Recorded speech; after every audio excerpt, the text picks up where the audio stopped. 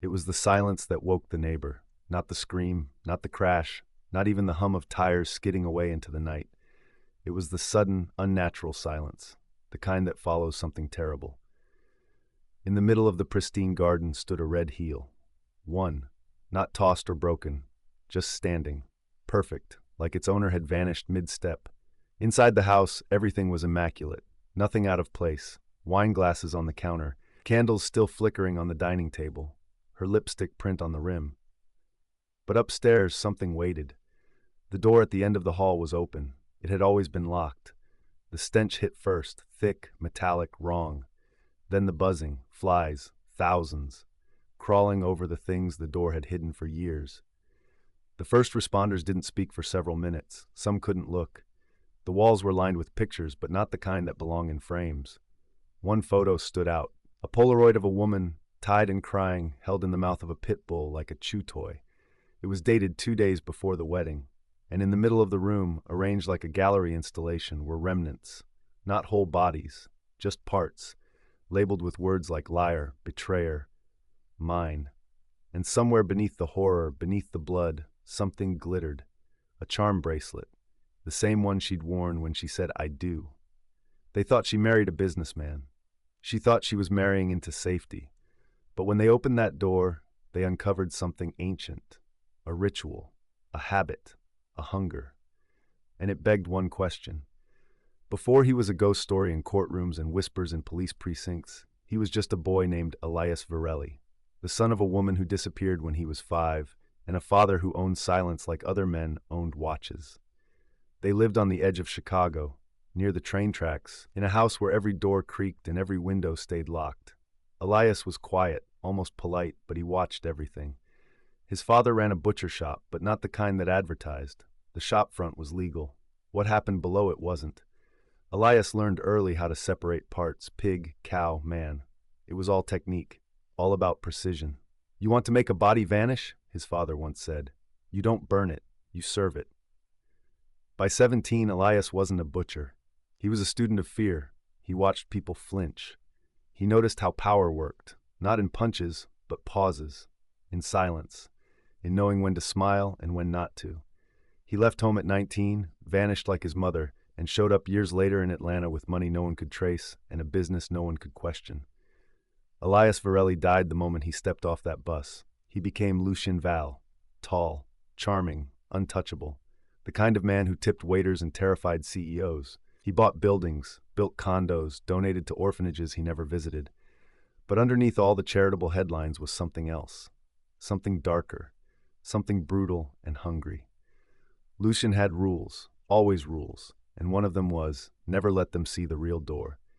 She was 24 when she met him, Maya Flores, the girl with the voice like smoke and eyes that said she'd seen too much, raised by a single mom who worked night shifts and believed love was a luxury. Maya knew struggle like a sister. She knew hunger too, the kind that makes you dream of exits. She worked 2 jobs, waitress at night, temp secretary by day. Her life was routine and colorless, until the night she served a man in a Navy suit who tipped her $500 for a $30 bottle of wine. Lucien Vale, he didn't flirt, he didn't ask, he offered. A week later, she was on a yacht. By month 2, she had a condo. People called it luck. Maya called it strategy. He gave her diamonds, she gave him obedience, or tried to.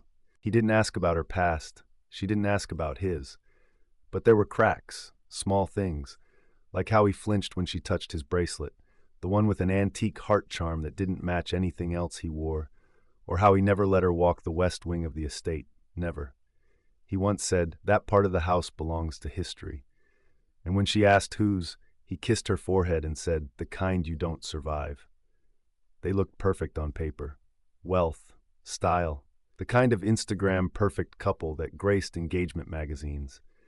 But Maya's sister Lila didn't trust him, said his smile was always a little too steady. "He never blinks," she whispered once after meeting him. And Maya laughed, but something in her stomach twisted, because Leela was right. They met in the golden hour of a dying summer, the kind of light that makes everything look better than it really is. He sent her flowers before he ever asked for her number. He showed up outside her building with a vintage Rolls-Royce and told her he was taking her somewhere the stars whispered. They ate oysters by the sea. She had never tasted anything so decadent. He watched her with a kind of quiet reverence, like she was a puzzle he was already solving. It felt like fate. She told herself that every night, when the gifts came, when the private chefs prepared dinner, when the world started calling her the lucky one. But Lucien didn't just give, he audited. She couldn't wear flats. He didn't like them. She couldn't post without asking. He said it was about privacy. She had to keep her phone unlocked. He never raised his voice. He never had to. The first fight happened over dinner. She laughed too hard at the waiter's joke. Lucien went quiet. Then the next day, the waiter was fired. No explanation. The second time she stayed out too long, came back to find every light off. Silence. A single note on the bed, time has value. She cried in the shower that night, but then came the apology. A Cartier bracelet. The next day he played their song, the one they danced to on their first weekend away, Harvest Moon. They danced barefoot in the living room, her tears still fresh, his hands soft. It was always like that. Hurt, then heal. Break, then worship. He would say, "You make me better." And she wanted to believe it. But one night, while folding laundry, she found a child's sock. Pink, too small to be theirs. She held it like it might explode. He walked in and took it from her hands casually like it was nothing. Said, "Old tenants." But they didn't rent, and she'd seen the same sock before, in his glove compartment. That night, she didn't sleep. She watched him from across the bed, her body inches from his, her soul miles away. That was the night she started looking for doors. The West Wing, the one she had never entered, the one that had always been locked, the one that whispered. And just beyond it, she swore she heard a sound, something like crying. But that dinner would be their last. She waited until he was gone. Business in Miami, a conference he couldn't miss. Maya kissed his cheek and watched him disappear down the marble steps, the front door sealing with that heavy final thud that made the house fall still. She stood in the silence, counted to 100. Then she moved, straight to the West Wing. The door, as always, was locked, but she had his keys. He trusted her now, or so he thought. She tried them one by one, and then it clicked. Inside, dust, cold. Dim light filtered through stained glass, a hallway lined with old portraits and doors. One was open just a crack. She pushed it and found a nursery, soft pastels, a rocking chair, a mobile still turning. But there was no child, just dust and something else. A crib. Inside, a doll, dressed in real baby clothes, its eyes gouged out. She backed away, breath-catching.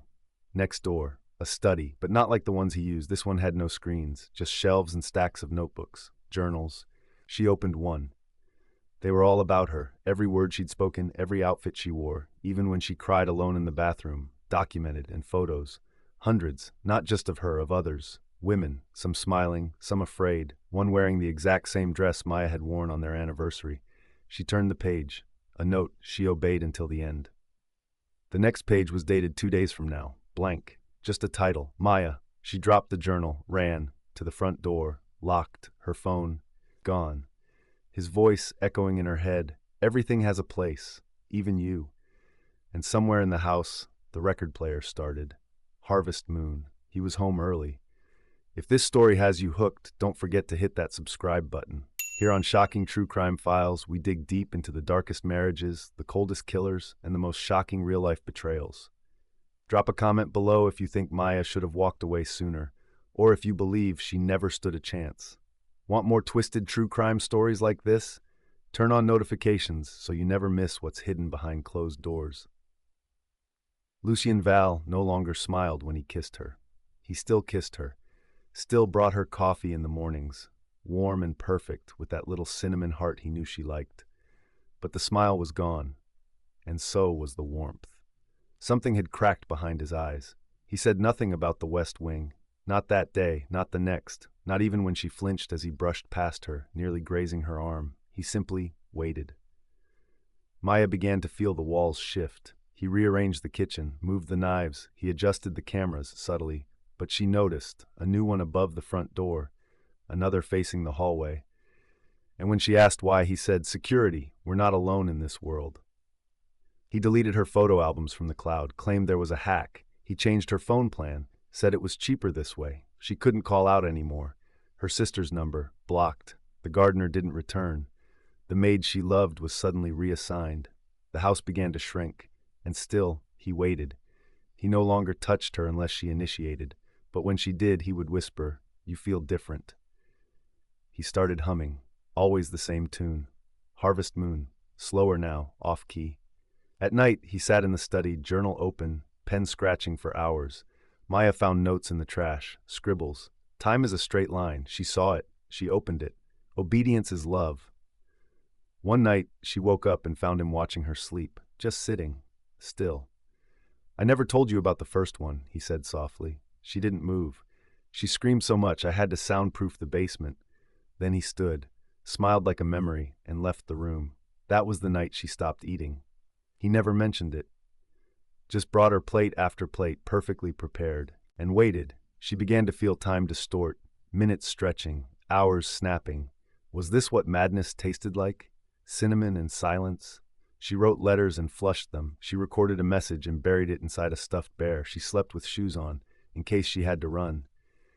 And Lucien? He just waited, because Lucien Val didn't chase, he prepared. He knew that control wasn't about reaction, it was about stillness. The kind of stillness that feels like the air before a scream. And Maya? She was almost ready to scream. It started with dinner. Lucien made her favorite, rosemary chicken with lemon risotto. The wine was decanted, the lighting perfect. He wore the cufflinks she had given him on their 6-month anniversary, and he played their song, Harvest Moon. She almost didn't sit, but she did. Her body felt like it didn't belong to her anymore. He poured the wine, smiled. "To clarity," he said. She raised her glass, then hesitated, watched him sip first. He drank slowly, eyes on her. She followed suit. It tasted different, sweeter, but with an edge. He began talking about a property in Savannah, about investing in silence, about how some homes aren't meant to be lived in, they're meant to be buried. Maya's fingers tightened around the stem of her glass. Then her vision began to blur. The room swayed gently, like a boat. She stood up too fast. The chair screeched behind her. Her legs buckled.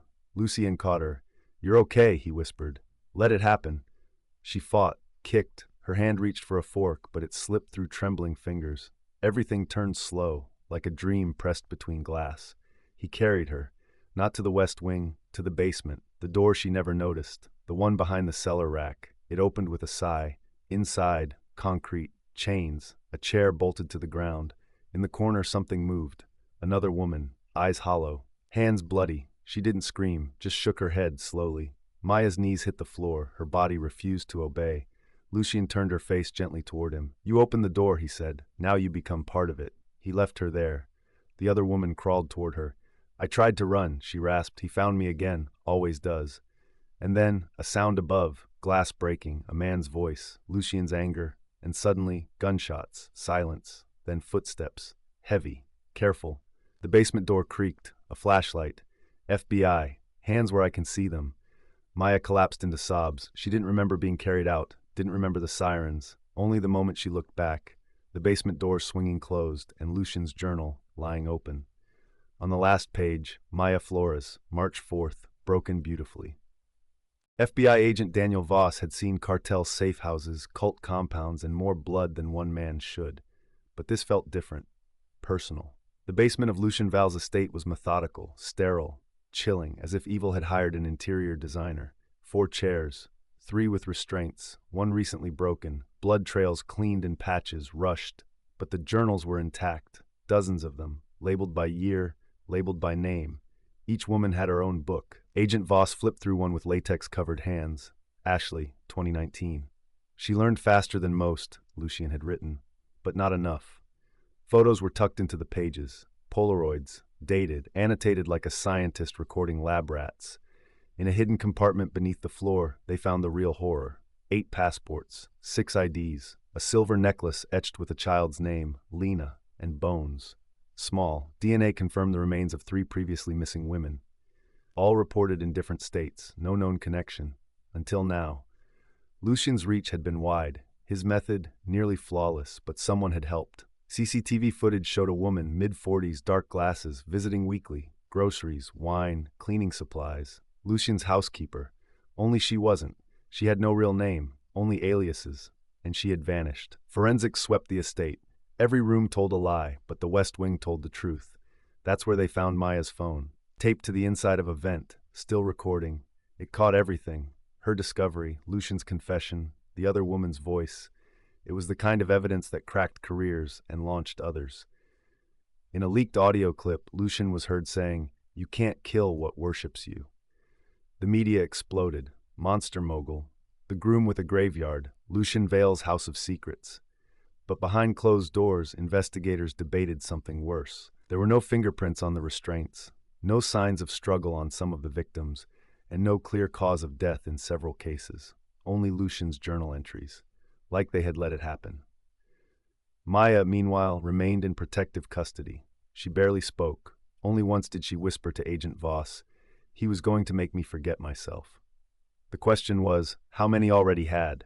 Because the case wasn't over, not by a long shot. The final journal, the one with Maya's name, was dated all the way to 2026, a full year ahead, and on the last page, Endgame Rebirth. Voss closed the book and wondered, was Lucian building more than a house of horrors? Was he building a belief? The courthouse was surrounded by barricades and cameras. Protesters screamed on one side. Supporters, yes, supporters, stood silent on the other, holding signs that read, "He saved her, and truth is complicated." Inside, the temperature was ice. Tension cut through every cough, every whispered note between attorneys. Lucien Val entered wearing the same tailored suit he'd worn in every magazine cover, flawless, calm, no handcuffs, no emotion. He scanned the courtroom like a CEO preparing for a board meeting. Maya sat behind the glass, shielded. She wouldn't testify, not directly. The trauma was too severe. Instead, her pre-recorded statement was played aloud. Her voice cracked. "I don't know where it started. I just know it never felt like love. It felt like disappearing." The prosecution laid out the evidence with surgical coldness. Photos, journals, digital logs from hidden devices, the secret basement, the unidentified bones. The jury flinched. Then came the defense. Lucian's lawyer, a silver-tongued litigator with a reputation for turning monsters into martyrs, argued that everything was consensual, role-play, kink, fiction. "These women," he said, "were not prisoners, they were participants." The room froze until the final witness took the stand, a former staffer, one of the women who escaped years ago, her identity hidden, voice disguised. "He told me I was special, that if I disobeyed, it meant I didn't love him enough to be reborn." The room shattered. It took only 5 hours, guilty on all counts, multiple life sentences, no chance of parole. As the verdict was read, Lucien didn't blink, didn't frown, didn't fight. He just turned his head and smiled at Maya. She didn't look away, but she didn't smile back. The cell was bare, no windows, just a metal cot and a ticking clock. Lucien lay still, staring at the ceiling like it held a secret only he could decipher. His journals were gone, his house demolished, but his mind, the real archive, remained untouched. Once a week, a therapist visited, court-mandated. "Do you feel remorse?" she asked during their final session. Lucien turned to her, slowly, calmly. "I feel legacy." She didn't return. Maya, on the other hand, was trying to build something new. She moved to the coast, changed her name. She planted lavender on her windowsill and bought noise-canceling curtains. But at night, she still heard it. The music, that damn song.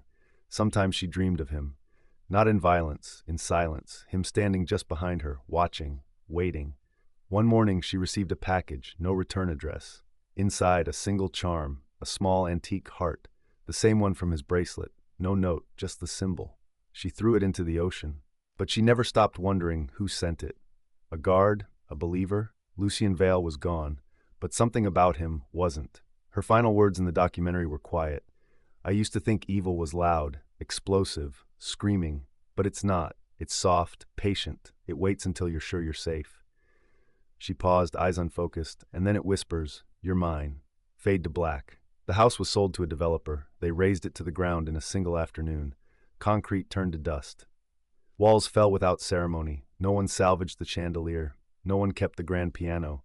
Not even the ivy-covered gates were spared. It was as if the world wanted to forget the address entirely. In its place, a sterile office complex. 9 floors, glass windows, open floor plans, all efficiency. No memory. But sometimes late at night, the janitor swears he hears music in the elevator shaft. A faint melody, soft, familiar, Harvest Moon. Maya never visited the site. She doesn't need to. The past follows her differently now, in shadows, in the way her hands sometimes tremble near old jewelry boxes, or how she double locks every door, even in hotels. She never remarried, but she volunteers now, teaches self-defense to women in shelters, tells them the worst monsters wear good shoes. Lucien's name faded from the headlines. New stories took its place. But the agents remember, the jurors remember, and Maya, she remembers everything. On the anniversary of the verdict, she placed a photo on her shelf, a cracked frame, a picture of her before him, wearing a red dress, in a white room, smiling. The silence, she says, never really leaves. It just waits. And sometimes when she walks past a mirror and catches herself looking too long, she wonders, did I survive him, or did I become something he made? The house is gone, but the echo remains. If this case gave you chills, don't forget to like, comment, and subscribe. Here on Shocking True Crime Files, we uncover the darkest true stories, from deadly marriages to disappearances that defy logic. Hit the bell icon so you never miss an upload, and drop a comment below. What would you have done if you found that locked room?